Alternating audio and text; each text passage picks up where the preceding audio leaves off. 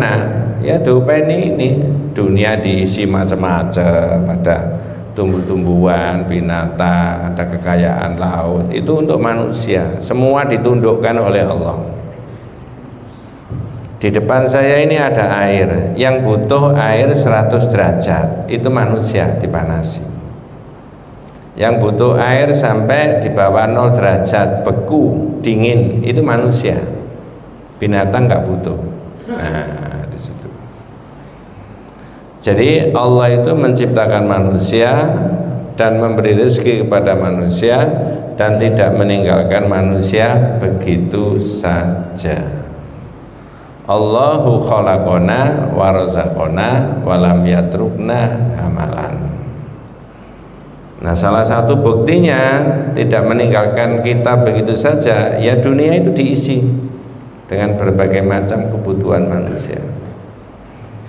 Dua, bal arsala ilaina rasulan, buktinya tidak meninggalkan kita begitu saja, Allah mengutus rasul di dunia ini. Sekian miliar manusia itu ada yang dipilih oleh Allah, para nabi dan para rasul. Nah, oleh karena itu kalau manusia itu punya apa-apa, saya ulangi, manusia punya apa-apa harus dikembalikan kepada Allah. Harus itu, Pak. Maka di sini judulnya adzabhu, menyembelih binatang. Tapi niatnya bukan untuk Allah. Hukumnya gimana? Nah, itu. Jangan saya tanya dulu. Ini belum diterangkan ya? Belum. Catatan saya belum. Saya tanya dulu jangan. Yang berkaitan dengan sunnah Nabi menyembelih binatang itu ada berapa macam? Atau gini, sunnah Nabi yang kaitannya dengan menyembelih binatang, dalam hal ini kambing, itu ada apa saja sunnahnya Nabi? Satu, itu kan macam, oh ini sunnah, ini sunnah, ini sunnah, itu proses nyembelihnya itu jelas itu. Wes, langsung aja ya, kesuwen. Satu, kalau ada bayi lahir, namanya itu disembelihkan sapi tak kambing. Nah, itu Nabi yang mensunahkan begitu.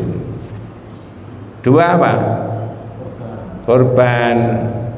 Masyarakat kita bilangnya korban, tapi hadisnya udhiyah. Man lahu sa'ah wa lam yudakhi wa la yaqrabanna musallana. Tiga, bapak-bapak, ibu-ibu kalau tidak haji tamattu, di sana menyembelih binatang itu tidak disebut korban, tidak disebut udhiyah, apalagi disebut akikah, tapi disebut apa? Hadyu. Jangan keliru, hadyu. Tapi masyarakat pada umumnya menyebut apa? Hadyu. Faman tamatta'a bil umrati ilal haji famastaisara minal hadyi, hadyu.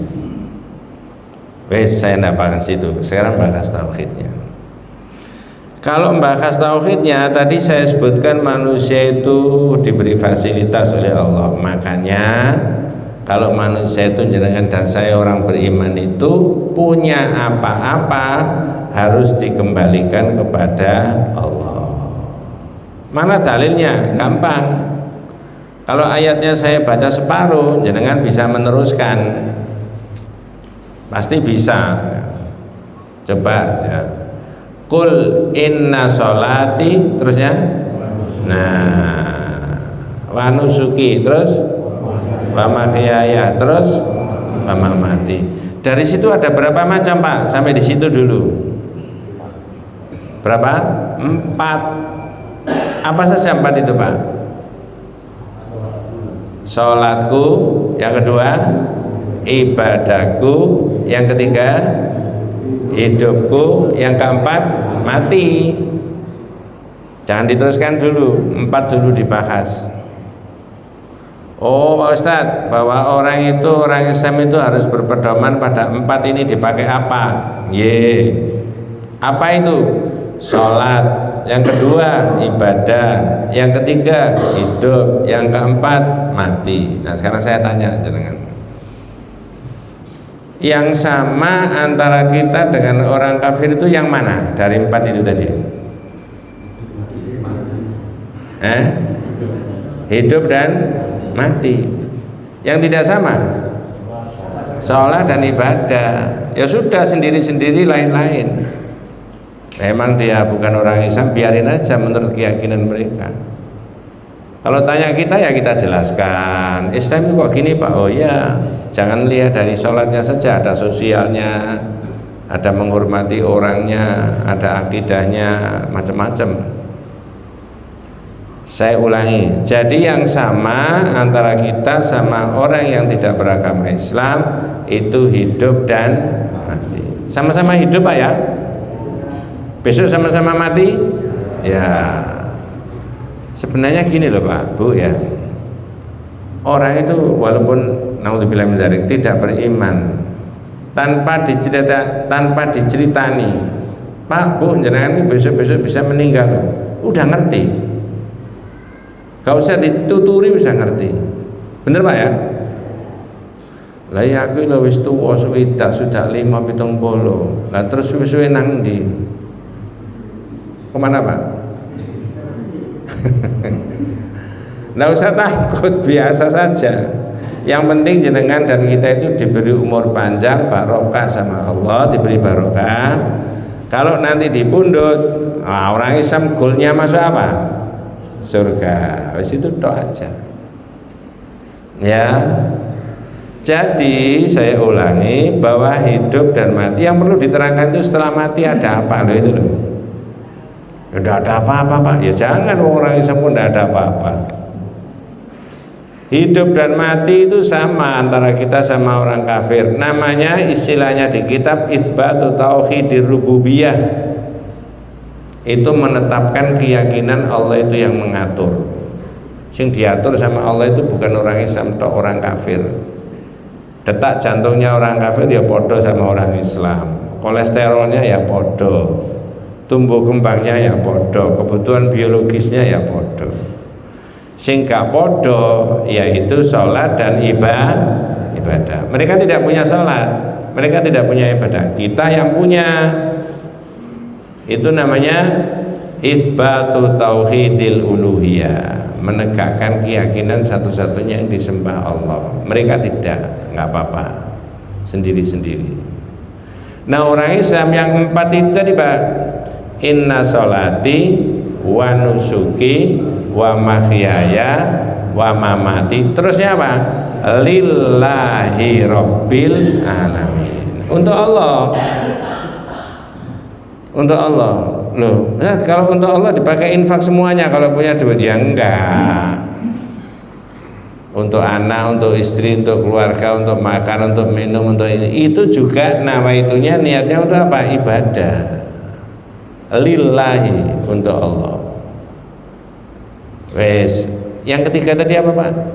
Yang pertama tadi kan sholat, yang kedua ibadah, yang ketiga hidup. Nah ini jenengan dan saya itu hidup itu apakah A tidak punya apa-apa atau B apa-apa punya? Halo? Ketoknya kan? Punya tenaga Pak? Punya. Punya ilmu Pak? Punya. Punya kendaraan? Punya. Punya rumah? Punya. Punya pikiran cerdas? Punya. Punya duit? Oh, jangan bilang tidak punya lah Pak ya. Rezekinya Allah kan? Nah, relatif. Jadi bukan tidak punya apa-apa, tapi apa-apa punya atau punya apa-apa. Lah orang Islam punya apa-apa, apa-apa punya itu lillahi, dipakai untuk Allah. Dengan nanti ya sampai pada bab yang diterangkan begini. Rumah saja antara rumahnya orang Islam dengan rumahnya orang kafir fungsinya beda. Sekarang saya tanya, boleh nggak orang Islam itu punya rumah necis, megah, ya misalkan begitu. Mudah-mudahan anak cucu kita dimudahkan rezekinya sama Allah ya. Terus hanya dipakai tidur, dipakai ini sama anak-anak supaya nggak kepanasan, supaya nggak kehujanan, buat kemewah-mewahan. Boleh nggak rumahnya orang Islam hanya untuk itu saja? Harus dipakai untuk apa? Ibadah. Makanya sholat sunnah itu yang baik bukan di mana? Bukan di masjid, tapi di mana? Ngaji di rumah. Itu loh, sak mampunya kita Pak ya. Jadi orang Islam itu apa-apa punya, yang ketiga tadi punya hidup wa mahyaya tadi, apa saja yang dipunyai tadi lillahi, dipakai untuk apa? Allah. Ini air sekian, bisa dipakai ibadah Pak? Caranya? Wah ini panas kentang-kentang ini tiap hari kasihkan orang di jalan, Mas monggo panas-panas, ibadah nggak? Ibadah. Ya, sebaliknya air segini bisa dipakai menentang Allah, syirik kepada Allah. Caranya? Banyu apa Mas? Oh ini bukan sembarang banyu Pak. Tapi banyu dicoba japu ini. Kayak apa? Ya kayak ngobati pasiennya dengan cara segelas air lalu. Ayo, orang punya air segelas itu kadangkala bisa dipakai ibadah, kadangkala bisa dipakai maksiat, betul? Orang punya sepeda motor itu rezekinya Allah yang dipunyai di hidup, bisa dipakai ibadah. Nah, contohnya ini bawa ke masjid, ada sholat jamaah, pengajian, ben tambah pahalanya. Naudzubillah min dzalik. Bisa dipakai maksiat? Nggak usah dipakai contoh Pak ya. Itu Pak ya. Orang punya duit banyak ya, punya jabatan, punya ini, betul Pak. Bisa dipakai ibadah dengan duitnya banyak, dengan jabatannya banyak, bisa tak? Duitnya banyak sampai sundul langit, bisa dipakai maksiat? Nah, judi. Padahal judi itu apa? Meracuni kehidupan. Iya. Masya Allah. Jadi jenengan dan saya sebagai orang Islam ya, di mana saja mulai zaman Nabi sampai akhir zaman, etnisnya apa saja, kebangsaannya apa saja, madhabnya apa saja, dibimbing sama Allah di dalam Al-Quran surat Al-An'am 162 sampai 163. Kalau punya apa-apa di dunia tidak boleh tidak, harus dipakai untuk apa? Allah. Jangan dipakai maksiat ya. Jabatan bisa dipakai untuk mencari surga Pak? Nah, bisa jabatan itu memelesetkan orang ke neraka? Bisa. Saya punya ingatan pidatonya polisi bintang 4, jenderal bintang 4. Boleh tak ucapkan di sini? Los ya? Los. Jenderal polisi bintang 4 Pak, diangkat sebagai kepala kepolisian di suatu negara. Negara mana saya tidak tahu, siapa namanya jenderal ini juga tidak tahu, tapi muslim. Begitu hari pertama dilantik sebagai kepala kepolisian di negara itu, apa pidatonya? Saya jenderal polisi bintang 4, jabatan tertinggi kepala kepolisian di negara ini. Kalau saya bisa jujur, saya bisa adil di dalam menegakkan hukum dan keadilan, tidak tumpul ke atas dan tidak tajam ke bawah, maka dengan jabatan itu saya berhak masuk surga terlebih dahulu daripada Pak Ustadz dan Pak Kiai. Wah. Bener gak Pak? Menggunakan jabatannya untuk mencari apa? Surga. Ngerti ini Pak. Dan saya jenderal polisi bintang 4, jabatan tertinggi kepala kepolisian di negara ini. Kalau saya tidak bisa adil, Saya tidak bisa jujur, cenderung tumpul ke atas dalam menegakkan hukum, tajam ke bawah, maka dengan jabatan itu saya akan diseret ke neraka terlebih dahulu daripada preman-preman. Kalau kita punya kepala kepolisian begitu, ganteng nggak Pak negara Pak?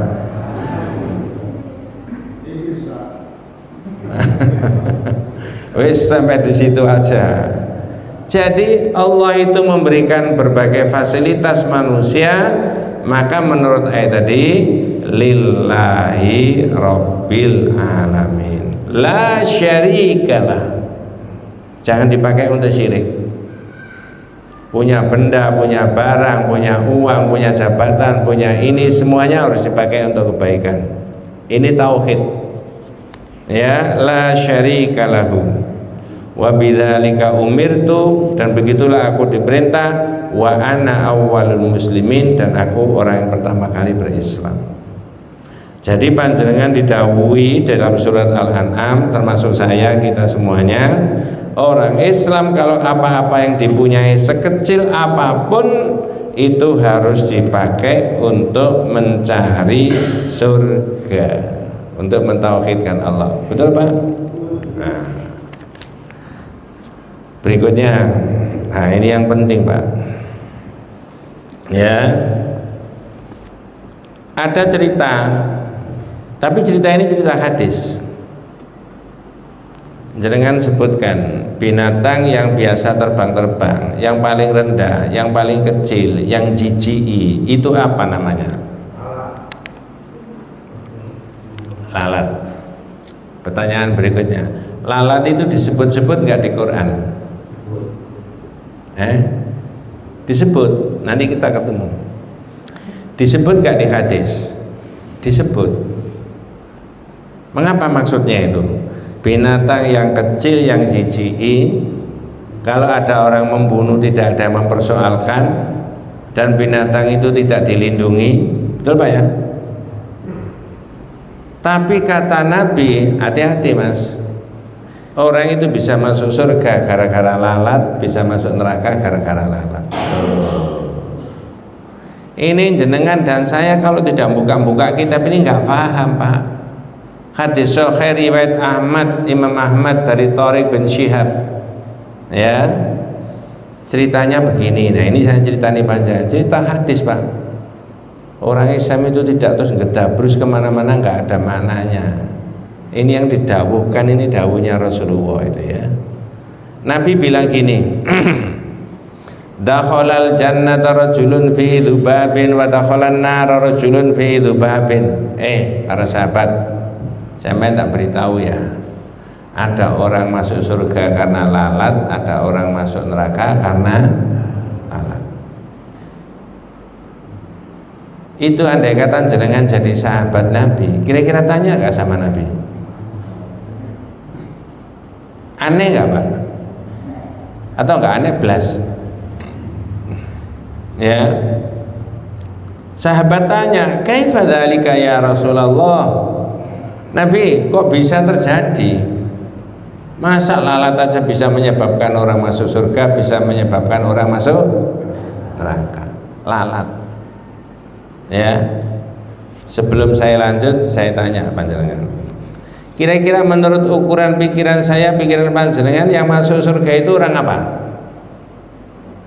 Masuk surga yang dijamin Allah masuk surga itu orang apa? Orang mukmin Pak ya? Orang mukmin. Yang masuk neraka? Orang kafir. Mohon maaf, ini bukan mengolok-olok. Kalau kita kumpul sama saudara-saudara kita yang tidak beragama Islam, menurut keyakinan mereka kita masuk neraka nggak Pak? Iya. Bingung maksudnya. Menurut mereka kita masuk neraka nggak Pak? Iya. Menurut mereka. Menurut kita mereka masuk neraka nggak Pak? Iya. Terus yang bener di Pak Ustadz? Iya. Kalau Islam ya harus meyakini yang benar Islam. Nggak boleh bener kabeh. Boleh Pak gitu Pak? Nggak boleh. Kalau bener kabeh apa gunanya beragama? Lah kalau bener kabeh berarti orang boleh sedina Islam, sedina Kristen, sedina Hindu, sedina Buddha. Boleh apa? Iya. Saya balik ke lalat tadi. Kaifa dzalika ya Rasulullah? Nabi kok bisa terjadi gimana? Nah, ini yang jenengan harus konsentrasi itu ya. Kata Nabi, marra rajulani ala qaumin lahum sanamun la yajuzu ahadun hatta yuqarriba lahu syai'an. Gini Mas ceritanya, ada dua orang lewat, kata Nabi. Ini bolak-balik tak terang supaya jenengan paham itu ya. Lewat di satu daerah itu punya keyakinan di kampung itu, siapa saja yang mau lewat sini tidak boleh lewat begitu saja, harus mengorbankan sesuatu. Jadi kira-kira kalau bahasanya dibuat sederhana, Pak jenengan mau kemana? Oh mau ke sana Pak kulaan. Jenengan kalau mau kepingin selamat, kepingin laris, kepingin tidak ada musibah, tolong dong, ini kita punya keyakinan, siapa saja yang punya lewat sini disuruh apa? Korban. Nah orang pertama ini diberitahu, korib, sampean korban dulu Pak, baru sampean boleh lewat. Itu kalau tidak pakai istilah korban ya sampean membuang sesaji lah gitu loh. Ngerti maksudnya Pak ya? Halo? Kalau korban kok sawangannya membuang sesaji supaya selamat. Orang ini jawabnya gini, laisa indi syai'un uqarrib. Loh, saya ini nggak punya apa-apa, ngerasa no korban. Karena pikirannya orang yang lewat pertama ini namanya korban itu binatang besar nggak Pak? Kalau pakai cara Jawa ngerasa no korban, nggak punya. Oh ini aja naik bemo kok, nah, gitu loh. Lalu oleh masyarakat apa? Qarrib walau dzubaban. Oh Pak, nggak begitu. Berkorban wong iki ge syarat tok. Walaupun seekor tak tanya, untuk Allah apa bukan? Ini berhala tadi loh yang diyakini. Bukan untuk Allah. Karena dihadang masyarakat itu, sampean kalau lewat sini korban dulu Pak, untuk keyakinan, untuk di sini tradisinya begini. Ini bukan untuk Allah. Orang ini jawab, loh saya nggak punya, ngerasa no korban. Kata masyarakat, qalu lahu qarrib walau dzubaban. Loh ndak Pak, wong syarat tok, korbanlah seekor alat. Faqarraba dzubaban fakhallu sabilahu fadakhalan nar, kata Nabi. Dituruti Pak. Wong dia kepengin selamat nih. Ya wis gak apa-apa, tak korban seekor apa? Lalat. Boleh lewat terus. Tapi endingnya kata Nabi, akhirnya orang ini kesalahan, imannya kepleset, mengorbankan sesuatu senilai seekor alat, tapi bukan untuk Allah. Ngerti maksud saya? Masuk apa ini? Neraka. Ini bukan karangan saya Pak. Sekarang saya tanya, lalat itu harganya berapa sih? Nggak ada harganya. Kalau ada orang jual lalat itu ada yang beli nggak kira-kira? Nggak ada. Apa maksud saya kok tanya-tanya gitu? Barang yang nggak ada nilainya, binatangnya Allah, nggak ada harganya, nggak ada ini, itu bisa memelesetkan. Apalagi orang kemudian mengeluarkan uang 2.000, 3.000, 10.000, 50.000, 100.000 dipakai untuk syirik sama Allah. Itulah maksud saya Pak. Bisa dimengerti Pak? Lebih mahal mana dibandingkan lalat tadi? Lebih mahal uangnya kan? Lah kalau lalat saja yang tidak bernilai harganya tadi bisa memelesetkan imannya karena dipakai untuk selain Allah, menyalahi surat Al-An'am itu tadi. Apa tadi Pak suratnya? Inna sholati wa nusuki wa mahyaya lillah, untuk Allah. Nah ini kok punya barang senilai itu tidak dipakai untuk Allah. Nah orang ini kata Nabi, ini menyebabkan imannya rusak, masuk neraka. Nah orang kedua perhatikan, faqalu lil akhar. Lalu masyarakat setempat itu nunggu orang berikutnya lewat. Begitu lewat, qarrib, sampean berkorban Pak. Ini jawabnya tegas orang kedua ini. Kira-kira orang kedua ini sudah ngaji di Masjid An-Nur Gunung Sari Pak ya. Masjid An-Nur ini ya, rajin ngajinya. Apa jawabnya? Ma kuntu liuqarriba li ahadin syai'an dunallahi azza wa jalla. Loh Pak, saya ini orang Islam, tidak mungkin saya mengorbankan sekecil sedikit apapun kalau tidak untuk siapa?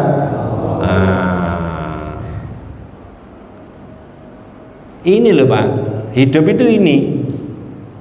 Ya, tadi kan saya sebutkan manusia itu asalnya tidak ada, sekarang ada. Allah asalnya tidak punya apa-apa, oleh Allah diberi apa-apa. Nah sekarang kembalikan lagi kepada Allah. Surat Al-An'am itu tadi menerangkan begitu, 162, 163 tadi. Ditambahi hadis ini. Orang kedua ini lewat disuruh mengorbankan sesuatu, tapi dia menjawab karena ini bukan untuk Allah, langsung tegas jawabannya. Ma kuntu liuqarriba li ahadin syai'an dunallahi azza wa jalla. Aku tidak mungkin mengorbankan sesuatu yang aku punyai kalau tidak untuk Allah. Nah, orang ini menentang masyarakat ini enggak Pak kira-kira Pak? Dia Pak ini Pak. Fadakhalu fadarabu unuqahu. Jadi Kanjeng Nabi, orang ini dipenggal lehernya. Tapi endingnya fadakhalal jannah. Orang kedua masuk apa? Surga. Tak tanya jenengan. Jenengan milih kaya orang pertama apa kaya orang kedua? Dipenggal tadi. Tidak ekstrim kayak begitu Pak, tapi hidup itu pilihan. Ya, hidup itu pilihan. Milih kayak orang yang pertama, naudzubillah min dzalik, semua dilakoni dalam ini akidah. Ya, duit ini punya waktu, punya tenaga, punya pikiran dipakai untuk menentang Allah dalam yang kita kaji tauhid ini untuk syirik sama Allah. Itu pilihannya. Yang kedua, dia tidak milih itu, enggak, semuanya saya kembalikan kepada Allah. Saya punya satu lembar tisu saja, enggak boleh dipakai maksiat. Kayak apa tisu sing tak kei iku Mas? Anu Pak, kayak bungkus jimat, boleh? Pak pinjam sepedanya, go nanti kayak ngaji, boleh Pak? Nanti lain kali, Pak pinjam sepedanya ya, ya go nanti nang dukun. Boleh Pak? Bukan dukun pijat loh ya, dukun ramal. Nanti ada di sini dibahas Pak, bab 26 Maja'a fil kuhan atau kahin. Dalam bab itu yang dibahas perdukunan. Loh, jadi lengkap tauhid ini isinya. Ada dalilnya, bukan karangannya orang. Dawuhnya Nabi, dawuhnya Allah Subhanahu wa taala. Jadi cerita di dalam hadis ini ya jenengan dan saya tidak perlu ekstrim pilih seperti orang kedua, dipenggal nggak apa-apa, ya nggak begitu maksudnya. Hadis ini memberi penjelasan terhadap ayat itu tadi Pak. Orang itu mulai lahir sampai mati bisa macam-macam keadaannya. Ya, diberi fasilitas hidup oleh Allah, maka tidak boleh tidak harus dipakai untuk ibadah. Sekecil apapun, senilai binatang yang namanya apa tadi? Lalat. Sekarang saya minta panjenengan untuk mencocokkan itu dengan surat 28 ayat 77. Yang bawa Quran boleh dibaca adik-adik, kalau enggak saya sendiri yang saya bacakan. Surat berapa tadi Pak? 28 surat Al-Qasas ayat berapa? 77. Jangan ini Pak ya. Qul wabtaghi fima ataqallahu darul akhirata wala tansa nasibaka minad dunya wa ahsin kama ahsanallahu ilaika wala tabghil fil ardi fasad wala tabghi fil ardi innallaha la yuhibbul mufsidin. Wala tabghil fasad fil ardi. Begini Pak, wabtaghi fima ataqallahu daral akhirah. Carilah dengan apa yang Allah berikan kepadamu untuk negeri akhirat. Saya ulangi, carilah dengan apa yang Allah berikan kepadamu. Saya tanya, kita ini sudah diberi oleh Allah apa belum? Udah toh? Banyak toh Pak ya? Itu menurut pesan ayat itu disuruh pakai mencari apa? Disuruh pakai cari apa itu? Untuk cari akhirat. Punya ini, punya itu, punya rumah, punya tenaga, punya pikiran, punya duit, punya jabatan. Itu kata surat Al-Qasas, wabtaghi fima ataqallahu daral akhirah. Dengan apa yang Allah berikan kepadamu, carilah untuk kepentingan akhirat. Apalagi ya, secara zahir urut-urutannya manusia itu, kalau sudah usia di atas 50, 55, 60, 65, 70, 75, itu harus konsentrasinya mencari apa Pak? Iya. Loh, tapi anak saya itu kok masih rajin bekerja. Enggak apa-apa, dia masih muda. Mudah-mudahan keluarganya panjenengan, keluarga saya dimudahkan sama Allah rezekinya. Iya. Walatan sanasi baka minad dunya, tapi jangan lupakan bagianmu di dunia. Kalau begitu semuanya dihabiskan untuk akhirat, kemudian melupakan bagiannya di dunia, disepelekan untuk makan, untuk minum, untuk tempat tinggal, boleh apa tidak? Tidak boleh. Jangan lupakan bagianmu di dunia. Kalau begitu orang Islam itu boleh nggak menikmati dunia? Boleh. Tapi kata Allah jangan lupa itu sana itu loh. Ya. Di akhiratnya tadi. Ya. Wa ahsin kama ahsanallahu ilaika, berbuat baiklah kamu kepada sesama manusia sebagaimana Allah telah berbuat baik kepada kamu. Wala tabghil fasada fil ardi, jangan membuat kerusakan. Kerusakan itu ada dua Pak. Satu, ada fasad al-madi, yang kedua ada fasad al-maknawi. Rusak itu loh, rusaknya masyarakat itu ada dua. Fasad al-madi itu lingkungannya, fisiknya yang rusak. Jalan-jalan ini kotor semuanya Pak, nggak ada yang bersih, sembarang berserakan. Orang membuang, tapi orangnya baik-baik, ibadahnya baik, ininya baik, tapi itu tadi.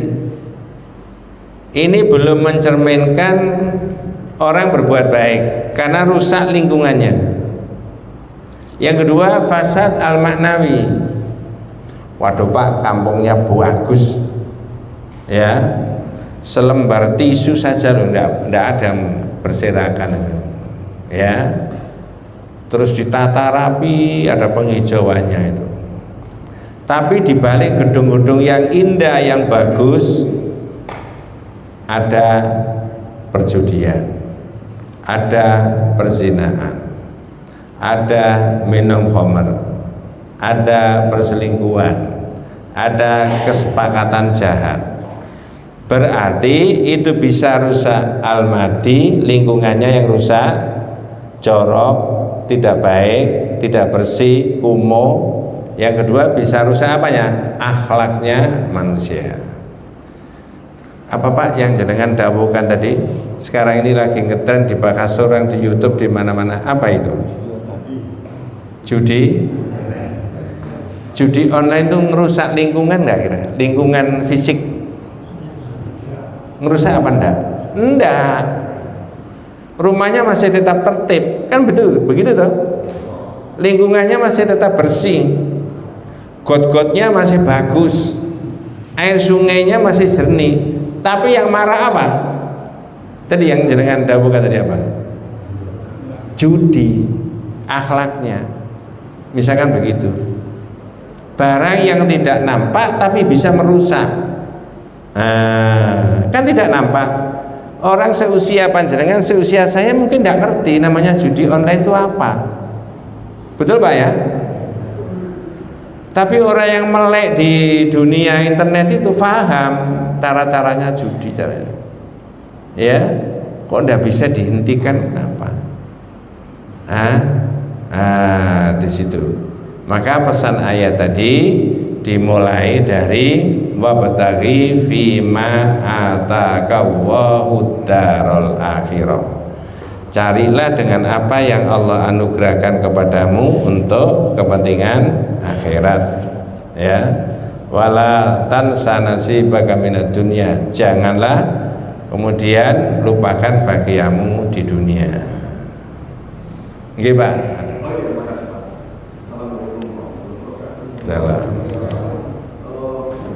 Ini yang dibahas, saya ulangi, adzabhu li ghairillah. Menyembelih binatang yang diniatkan bukan untuk Allah. Menyalahi surat Al-An'am 162 163 tadi. Nah, sekarang pertanyaannya. Kalau itu tidak binatang, uang misalkan, Mas tak kasih uang sekian dipakai untuk kesyirikan, boleh apa tidak? Boleh. Halo? Tadi loh, saya ulangi mulai dari awal. Inna sholati, sesungguhnya apa? Sholatku. Yang kedua, ibadahku. Yang ketiga, hidup. Nah, hidup itu kan salah satunya fasilitas hidupnya kan punya uang ya. Mas tak kasih uang 10.000, tolong saya belikan jimat misalkan gitu. Boleh apa tidak? Atau uang ini dipakai untuk hal-hal yang dimensinya maksiat, itu menyalahi itu tadi. Karena perintah Allah sedikit-sedikit pun, yang sedikit apapun yang dipunyai orang itu tidak boleh tidak harus dipakai untuk siapa? Allah. Tapi ini jelas-jelas tidak. Ilustrasinya, gambarannya ada di dalam hadis itu tadi. Ada dua orang yang lewat tadi. Orang yang pertama diloloskan karena dia mau berkorban bukan untuk Allah, tapi kata Rasulullah endingnya masuk apa? Neraka. Orang yang kedua itu dengan tegas dia menolak, tidak mau mengorbankan seekor lalat apapun, walaupun seekor lalat, kalau tidak untuk siapa? Allah. Endingnya masuk apa? Surga. Tapi ini maknanya bukan hanya binatang, bisa benda, bisa apa? Barang, bisa uang enggak? Bisa. Itu loh. Nah, sekarang yang terakhir, Sayyidina Ali mendapat pesan dari Nabi. Ya, an Ali radhiyallahu anhu qala haddatsani Rasulullah sallallahu alaihi wasallam bi arba'i kalimatin. Saya itu dipesan Rasulullah, kata Sayyidina Ali, tentang 4 hal. 1, kata Nabi, la'anallahu man dzabaha li ghairillahi. Allah akan melaknat orang yang mengorbankan, yang menyembelih binatang atau berkorban apa saja kalau bukan untuk siapa? Allah.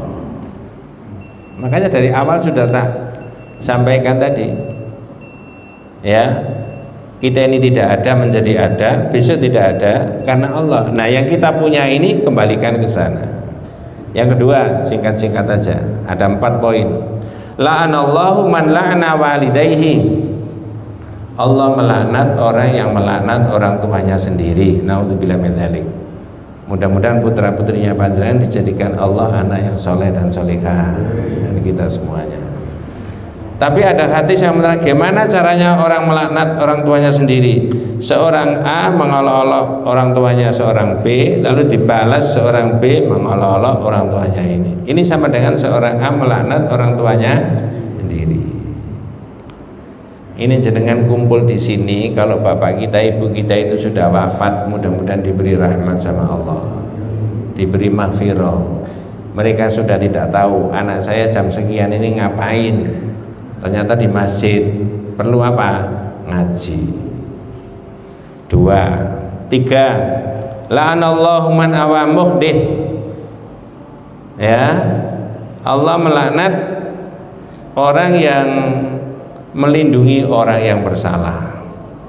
Di dalam Islam apapun orang bersalah itu harus dapat hukuman. Maka kesadaran iman zaman Nabi itu sudah sangat kuat. Dia merasa salah, ingin dihukum. Daripada nanti kesalahan saya itu sampai saya bawa apa? Mati. Itu loh. Nah, di masyarakat kita kan belum sampai di situ kesadarannya. Ya, melindungi orang yang bersalah itu merupakan kejahatan, tidak boleh. Ya. Kalau di dunianya itu orang bisa menentukan ABCD-nya, tetapi dalam iman kita di akhiratnya tidak bisa. Ya, semuanya itu alaihissallahu bi ahkamil hakimin. Bukankah Allah itu hakim yang maha adil? Gitu loh. Nah, kita tidak menunggu itu, tentu saja di dunia saja supaya baik kita itu di dunia itu. Yang terakhir, la'anallah, yang keempat, la'anallah man ghayyara manarul ardi. Allah melaknat yang orang yang merubah-rubah batas tanah. Saya tanya, pada waktu Nabi dawuh kayak begini sudah ada apa yang ngurusi tanah-tanah itu Pak, pemerintah itu? BPN. Sudah ada BPN? Belum. Tapi Islam lewat hadisnya Nabi, riwayat Imam Muslim sudah nggak boleh. Ini hak miliknya siapa? Jangan dirubah-rubah. Apalagi digusur dengan sewenang-wenang. Misalnya, ini mohon maaf ya Pak, ini hadis tidak boleh sama Nabi. Loh, saya kan punya kewenangan. Ya tidak boleh begitu Mas, walaupun saya punya kewenangan. Ini hak miliknya orang itu. Nah, orang tidak paham begini-begini Pak. Seenaknya saja di dunia itu. Ya. Nah, yang ini variasi ada 4 yang diterangkan oleh Nabi orang yang dilaknat Allah tadi. Yang kaitannya dengan judul menyembelih binatang bukan karena Allah, yang kaitannya dengan orang tua tidak boleh melaknat orang tua, yang kaitannya dengan orang yang salah dan berdosa tidak boleh melindungi orang salah dan berdosa, yang kaitannya dengan tanah hak milik seseorang tidak boleh dirubah-rubah. Cocok sampai 2024 itu Pak. Ya, padahal ketika Rasulullah dawuh itu belum ada BPN, Badan Pertanahan Negara, dan termasuk konfliknya manusia yang paling banyak ya urusan ini kan, betul Pak ya? Betul. Ini pedoman hadis bagus, tidak boleh ngerubah-rubah batas tanah. Ya. Jadi saya rasa kalau ada BPN itu representasi daripada hadis ini. Kewenangan itu ada di sini. Mereka juga harus adil. Wallahu a'lam. Mudah-mudahan kita semuanya dan keluarga kita senantiasa diberikan rahmat, diberikan barokah, diberikan hidayah Allah Subhanahu wa taala. Hadanallahu wa iyyakum ajmain. Kita tutup dengan doa kafaratul majlis. Subhanakallahumma wa bihamdika asyhadu an la ilaha illa anta astaghfiruka wa atubu ilaik. Assalamualaikum warahmatullahi wabarakatuh.